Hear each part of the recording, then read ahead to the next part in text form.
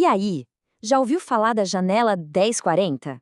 Se esse termo soa novo ou talvez um pouco misterioso, fica tranquilo.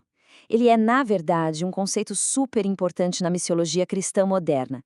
E aqui nesta análise, a gente vai desvendar exatamente o que ele significa passo a passo, com base no nosso material de referência. Vamos lá? Para a gente conseguir entender o que é a janela 1040, a gente precisa voltar um pouco. E tudo começa com uma pergunta que é, olha, fundamental.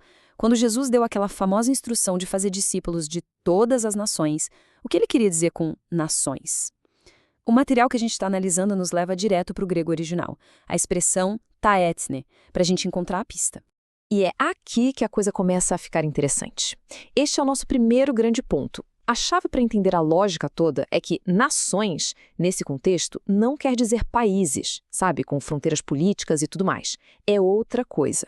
O termo correto, na verdade, seria povo ou grupo étnico. A fonte define isso como um grupo de pessoas que têm em comum uma história, uma língua, crenças e, principalmente, uma identidade. Pensa assim, é como se fosse uma grande família, uma tribo, sabe? Um grupo que se reconhece, que se vê como um nós, em oposição a um eles. É um laço cultural.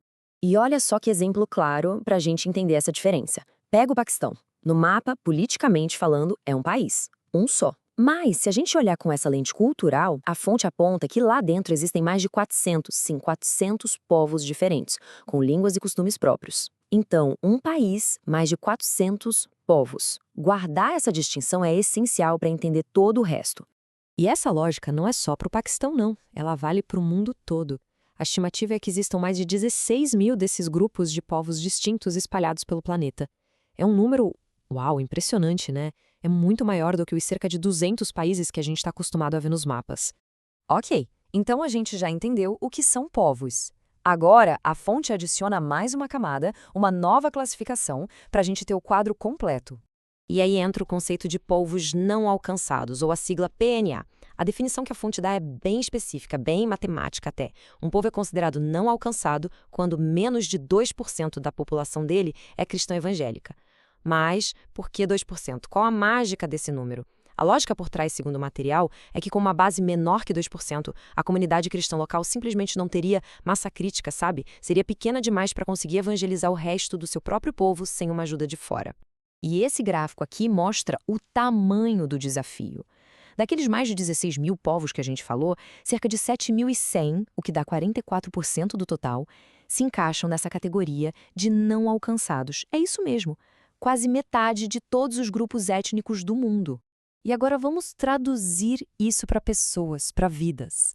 O número é astronômico. A gente está falando de mais ou menos 3 bilhões de pessoas que vivem dentro desses grupos classificados como não alcançados.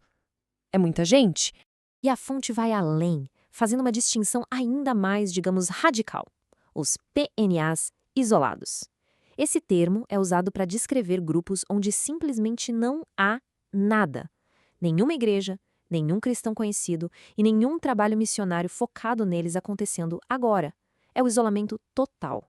E o número aqui é bem sério. Daqueles 7.100 povos não alcançados, mais de 3.000 são considerados isolados por esse critério. Ou seja, quase metade dos não alcançados está, na prática, completamente fora do radar.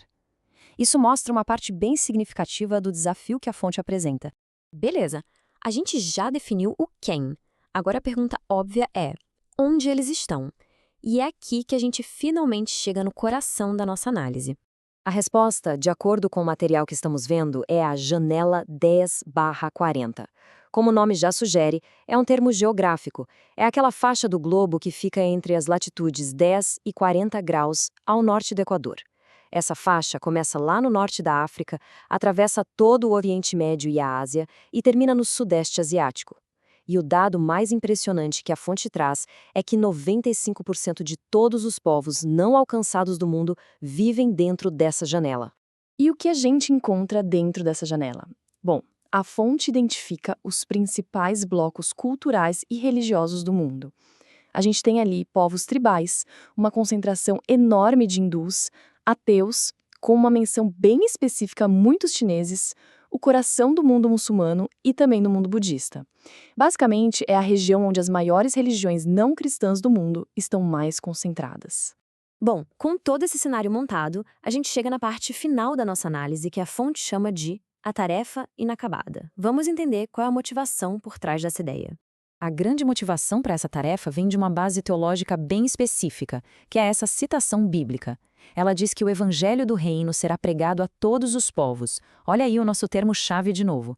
E só então virá o fim. É essa ideia que serve como motor por trás de todo esse esforço. E esse gráfico aqui, ele resume o argumento central da fonte de uma forma que é impossível não entender. De um lado, a gente tem os povos não alcançados, que são cerca de 40% da população do mundo. 40%.